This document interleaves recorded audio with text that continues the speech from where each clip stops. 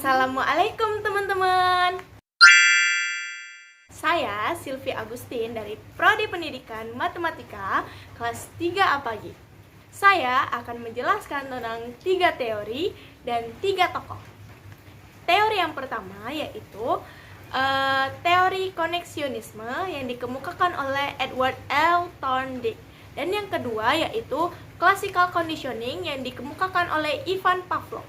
Dan yang ketiga yaitu teori operant conditioning yang dikemukakan oleh B.F. Skinner. Untuk teori yang pertama yaitu koneksionisme yang dikemukakan oleh Edward L. Thorndike. Edward lahir pada tanggal 31 Agustus 1874 di Williamsburg, Massachusetts, Amerika Serikat.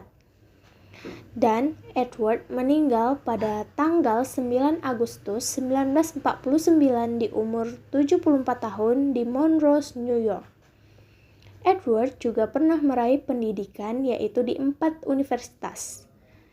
Di antaranya yaitu Universitas Roxbury Latin. Dan yang kedua, Universitas Wesleyan. Yang ketiga, Universitas Harvard. Dan yang keempat, Universitas Columbia. Keempat universitas tersebut universitas bergengsi. Gelar yang didapatnya yaitu profesor dan pekerjaannya adalah seorang psikolog. Edward juga mempunyai istri yang bernama Elizabeth Moulton. Teori menurut Edward yaitu teori koneksionisme dari behaviorist itu adalah belajar merupakan peristiwa yang disebut stimulus dengan respon stimulus adalah suatu perubahan dari lingkungan menjadi tanda untuk mengaktifkan organisme untuk bereaksi atau berbuat sesuatu. Sedangkan respon adalah sembarang tingkah laku yang dimunculkan karena adanya perangsang.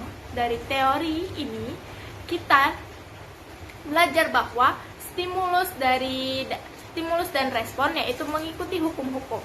Nah, hukum yang pertama yaitu hukum kesiapan atau law of readiness, yaitu semakin siap suatu organisme memperoleh suatu perubahan tingkah laku, maka pelaksanaan tingkah laku tersebut akan menimbulkan kepuasan individu sehingga asosiasi cenderung diperkuat. Yang kedua, hukum Latin, yaitu law of exercise, yaitu semakin sering sesuatu tingkah laku diulang dan dilatih, maka asosiasi tersebut akan semakin kuat. Yang ketiga yaitu hukum akibat atau law of effect, yaitu hubungan stimulus respon cenderung diperkuat bila akibatnya menenangkan dan cenderung diperlemah jika akibatnya memuaskan. Untuk teori yang kedua yaitu classical conditioning yang dikemukakan oleh Ivan Pavlov. Ivan Pavlov lahir pada tanggal 26 September 1849 di Ryazan, Rusia. Dan Ivan meninggal pada tanggal 27 Februari 1936 di umur 86 tahun di Leningrad, Uni Soviet.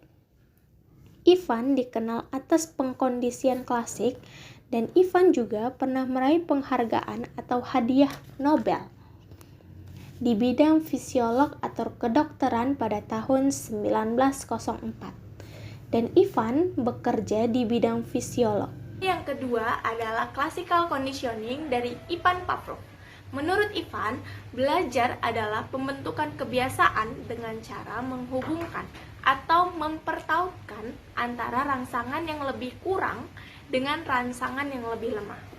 Nah, proses belajar yang terjadi apabila ada interaksi antara organisme dengan lingkungannya.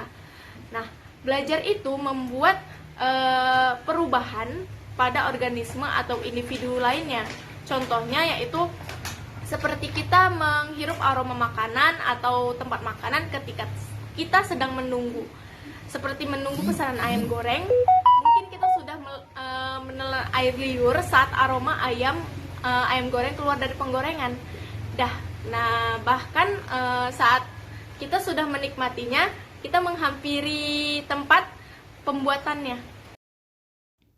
Teori yang ketiga yaitu operant conditioning yang dikemukakan oleh B.F. Skinner atau lebih dikenal dengan Bruce Frederick Skinner. Skinner lahir pada tanggal 20 Maret 1904 di Susquehanna, Pennsylvania, dan Frederick meninggal pada 18 Agustus 1990 di Cambridge. Frederick berkebangsaan Amerika Serikat. Frederick ada di bidang fisiologi dan analisis Frederick tentang behaviorisme kondisi yang menentukan behaviorisme radikal. Frederick lulus di 3 pendidikan dan 3 universitas. Yang pertama, Universitas Minnesota, dan yang kedua, Universitas Indiana. Dan untuk yang terakhir, Universitas Harvard. Teori yang ketiga yaitu operant conditioning yang dikemukakan oleh B.F. Skinner.